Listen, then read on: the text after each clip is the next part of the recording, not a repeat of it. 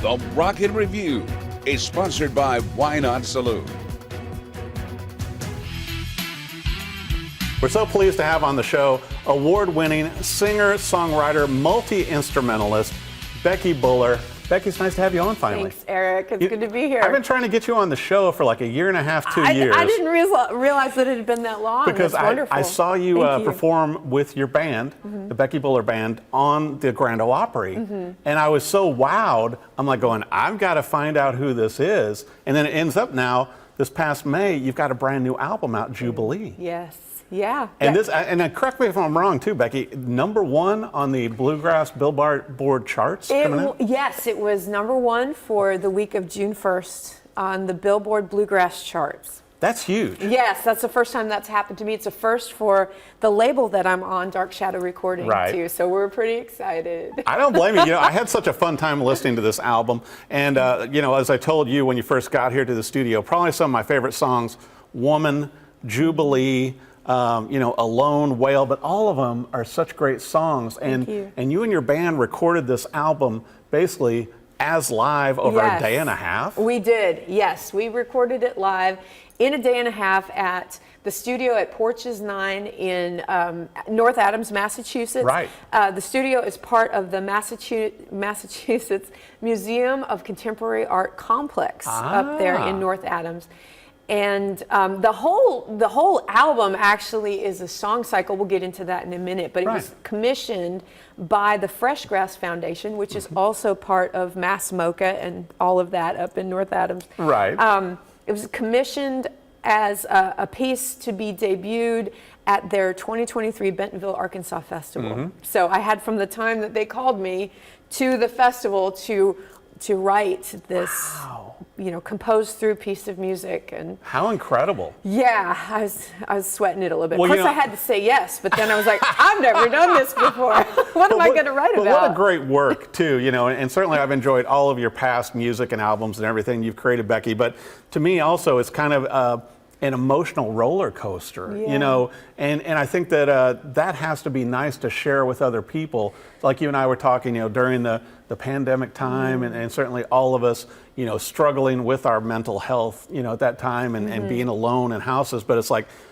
but the album feels uplifting. Thank you. I'm glad to hear that. Yeah. I hope that this music brings hope and healing, light and life to people. Because I know there's a lot of other people out there who struggled just as much as I did during the pandemic. There were a lot of people that didn't make it because they got so down in a deep, dark hole that they couldn't get back out. So I'm just grateful to still be here and grateful to be able to share this music. Definitely. And like I said, it's so powerful with all of the songs. And I also love the cover. Who did you have do the artwork for this? That's Nicholas Tankersley of Lost Appalachia Trading Company in Fayetteville, West Virginia. Check out his work because he's amazing. You know, because I'm a big fan of artwork and music, and I think it's great when you can combine this, and also the pictures of you and your band on the inside sleeve. I just like the way this whole artwork is done on this. Yeah. It's just incredible. Well, and you know, I've got to bring this up. I got to brag on you because you won't. You know, and you're going to have to explain. I can't. I'm from Minnesota. Yeah, exactly. I can't toot my own horn. You don't even have the full Minnesota. It's like Minnesota. You know, to where, you know, being raised in Minnesota, now, you know, living out in Manchester. But, you know, 10 IBMA awards. And then a Fiddler Nod. And I got to ask you, I don't know what a Fiddler Nod is. What is that? I'm the first female to win the Fiddler of the Year from the IBMA Association, and that was in 2016. How incredible. Yes. And then also, speaking of Minnesota, you know, you got into the Minnesota Hall of Fame. Yes. Musicians Hall of Fame last year. Yes, in 2023. Yes. That was so amazing. So what does your family think about all this? I don't think they know what to think about it. They don't know what to do with it. So you're saying that possibly Prairie Grass may be reformed? Oh, maybe. Yeah, you know, maybe the old family band. A reunion tour, yes. In between all of your other, well then I've got to bring this up too, you know, your other side project, besides, you know, your main band, the Becky Buller Band, you know, you've been on the Opry 5 times already, you're going to be back again soon. And then you've got a side project with some other pretty popular artists. Yes, so I'm part of the First Ladies of Bluegrass, and that's all the first women to win in our respective instrumental categories through the IBMA Foundation, not Foundation, sorry, IBMA, and that's the International Bluegrass Music Association. Right. The trade organization for all of bluegrass music. So those ladies are Allison Brown on the banjo, Missy Raines on the bass, Sierra Hull on mandolin, Molly Tuttle on the guitar, and amazingly, yours truly on the fiddle. And, not surprised. And so we've gotten to do some really cool stuff. We played Telluride, I believe that was in 2019, the Telluride Bluegrass Festival. And then a couple weeks after that, we got to play at the Newport Folk Festival. Oh my gosh! And that was amazing. That was part of a. We were part of a an all-female headline Saturday night set that was curated by Brandon Carlisle. It was historic. Wow. For the festival, they had never had an all-female headline Saturday night set. Well, and in your spare time too, you write so many songs, and you've written since you were in middle school. Yep. But you've been on you've had songs on 3 Grammy Award-winning albums. Mm-hmm. Yeah, by the infamous String Dusters, the Traveling McCurries, and Molly Tuttle. Right. And besides other artists such as Ricky Skaggs, who have recorded your songs, and Rhonda Vincent, Queen of Bluegrass Music, Opry member too. So it's like that. Yeah. That's good company. Yes, it's wild. I'm continually amazed at how, this little gal from a small farming community in southern Minnesota has gotten to do the things I've gotten to do and go the places I've been all over the world playing music and gotten to meet so many incredible people. I'm so blessed. Well, and I'll tell you what, it's neat to me too, looking at your backstory, Becky, to where, you started out studying classical violin. Yeah, I studied classical because we didn't have any fiddle teachers in my immediate area. The internet wasn't a thing when I was growing up. Right. But I had a wonderful violin teacher, Patty Trias, got me started, and she played a little fiddle in a country band. And so she would teach me fiddle tunes along the way, which I really appreciate. And then, of course, I was playing with my family's band, Prairie Grass, and learning stuff off of records. So I feel like I got to learn both disciplines in tandem, both the classical technique and then the improv and the ear training you get from bluegrass is just invaluable. Oh, totally. So I love that I can bring that to my students. I still teach a couple days a week. I was going to ask you, because I know that you have taught and done camps and everything around the country for 20 years or more. And I think that has to be very gratifying, because I know back when I had time to teach guitar, it made me learn things also. Absolutely. I always learn so much when I'm teaching. I learned a bunch just, this past week I was teaching at Augusta in Elkins, West Virginia. And my students brought me some tidbits that I'm happy to have in my toolkit now. I think that's the great thing about music, though, and playing instruments, is that you can always grow, learn, and become better. And just like with your songwriting, because also, and you're such a powerful vocalist as well, but being able to share that with singing, with songwriting, and with instruments. And on tour, on stage, you play 3 instruments, but you own and play a few more than that. Oh yes, a few. We're kind of overrun with instruments at our house. I was telling you earlier that a baritone ukulele just showed up at our door unannounced the other day. And stuff like that happens. And that's a gift right there. When it just shows up at the door, it's like going, this is awesome, another instrument? And especially for your daughter. Right. It's like, what a great time, though, being able to share that. And then you're on the board also with IBMA, too, correct? So the foundation. The foundation, yes, which is, it's part of the whole IBMA complex. But yes, the IBMA Foundation is our philanthropic organization that gives out scholarships, grants, fellowships to bands that want to go into schools and perform bluegrass music, teach about bluegrass music, fellowships to people writing papers and books about bluegrass, scholarships to students going to college. They don't necessarily have to be studying bluegrass music, although you can at several universities and colleges nowadays, including East Tennessee State University, which is my alma mater. Which I was going to bring up your degree in bluegrass and public relations. And so you have a communications degree just like me. We got all sorts of common ground. I want to say too, since we were mentioning that, I just helped establish the Gloria Bell Memorial Scholarship through the IBMA Foundation. And you can find out more about that by going to bluegrassfoundation.org.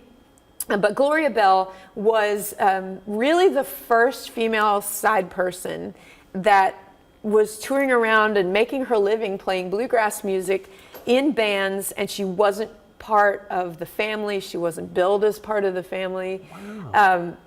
And she played in loads of bands, most notably the Jimmy Martin and the Sunny Mountain Boys band in the late 60s, early 70s. Right, So who are also showcased in the Country Music Hall of Fame. Right, yep. Wow, So what a great thing to set up. Thrilled to be able to honor her and her memory in this way. What? Yeah, definitely. And well, and it's yourself too, because you won't take the credit, Becky, but you've been groundbreaking also in this, as with so many of the artists, you know, being able to go out and you know, with all the awards you've achieved, but also, you know, having your own touring band, getting to do the music that you want, you know, making it to the Opry 5 times, probably 6 or 7 this year, but you know, I mean, what a great thing to do to also give young women, you know, and everyone show what you can do in music, in bluegrass, in any music. Yeah, I don't take that lightly. I mean, being the mother of an 11-year-old daughter, I want her to be confident and feel like she can do whatever she wants to do and realize those dreams, and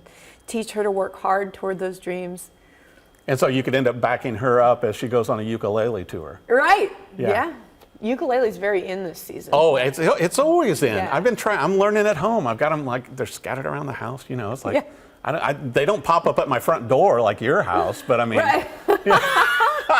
Do we have time to talk about the new record a little more? Please. I just want to say the title cut, Jubilee, is something I wrote at the beginning, just before the world shut down in 2020. I wrote this song with Aoife O'Donovan, Grammy Award winner, part of the I'm With Her group. She was part of Crooked Still, if you've heard of them. Definitely. Amazing. And she's got a brilliant solo career. And it was just a thrill to get to write with her. And I pitched the idea of the song to her, and it resonated with her as well, because she's also a touring mama. Right. Her daughter's a little younger than my daughter. Yeah. But the song is about really longing for a time of spiritual and physical and emotional rest. Right.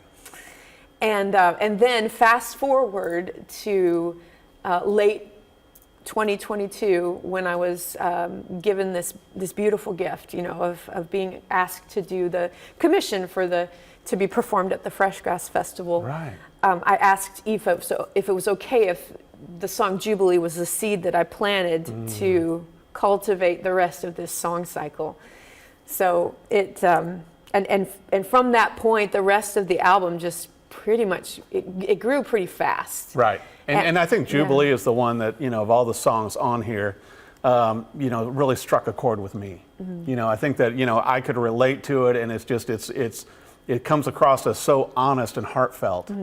And so not surprised that was the seed that the rest of this grew out of. And then I also noticed, you know, as we mentioned with whale, that you have a whale necklace on also. I do. So Yana Mojin from Dark Shadow Recording got this for me. There's a song on the album. It's the culmination of, you know, everything, and like coming up out of this dark place. Right. And it's like I was in the belly of a whale during the pandemic, but like Jonah. But I was spit up on the shore. Actually, I spit up on the stage of the Grand Ole Opry. Not a bad place to go if you got to come out of a whale. I know. So anyway, she got me this necklace of Jonah and the whale. But really, that's what happened. I had, my doctors had just worked with me and gotten a medicine that really, really worked well for me and helped me to come out of that dark place. And about a month later, we debuted on the Grand Ole Opry. And there was all the cameras and stuff they filmed it for Circle TV. Yes. No pressure at all. None. Gosh. So anyway, if you go and look at the video of that night, and you see me saying, I came through so much to be here tonight to do this. Now you know what I'm talking about. So. But I think also that sharing that, and with the songs and with the album too, Becky, to where it's going to help others. Certainly it was cathartic to you to share these and to write these and record these in a day and a half. But I mean, but also, you know, just for others to be able to take part in it. Right. I want people to know that you are not alone. If you're struggling to maintain good mental health, you are not alone. You'd be so surprised at the people around you that you think have it all together, that don't, that are dealing with some of this same stuff. And I want you to know that I'm praying for you, and as you're struggling, and please don't be ashamed to reach out for help, because there's a lot of help to be had. On the album cover, I list several resources. I got to bring up also, Becky, it's available on vinyl, which is bigger and easier to read. Yes, this is true. Besides the digital streaming and the CD. Yes, and this will be my first vinyl record. I've never How done incredible. that before. Yes, and we got a transparent disc. Oh. And my daughter's been laughing at me because she said I was copying Taylor Swift by making it a transparent disc. Or Honestly, was Taylor copying you? well, I don't know, but I made that decision before I knew that Taylor was doing a transparent record. But I thought, hey, I'm being transparent about my mental health journey. It's something I've struggled with my entire life, but it wasn't diagnosed until during the pandemic. And man, it's just been amazing. It's been like a night and day difference for me. How incredible. So, what a great way to share with people and I'm also grateful. share your music. And once again, I want to make sure our viewers have your website, social media, everything, Becky, so that they can obviously come and see you on the Opry again, see you on tour, get their own copy of the CD or vinyl. Where do they need to go? Just go to BeckyBuller.com, and Buller is spelled just like it sounds. B as in boy, U-L-L-E-R, BeckyBuller.com. And then find the social media there and everything. That'll get you to You may everything. see 1 or 2 or 3 or 10 instruments that she's out playing and showing up at her door. Maybe you have to go out on tour, with the ukulele. But I'll tell you what, however you consume music, I certainly suggest the vinyl so that you get the transparent, record also, and you can read the notes, which I always love, and beautiful artwork on the front. And it is Jubilee. It's out now, but go see the Becky Buller Band live when they're on the Opry, if they come to a town near you or you're going to see them. Incredible bluegrass music, and I just love hearing you guys perform and the joy you have. An awesome album. Jubilee is out now. Becky, thanks for coming on the show. Thanks, Eric.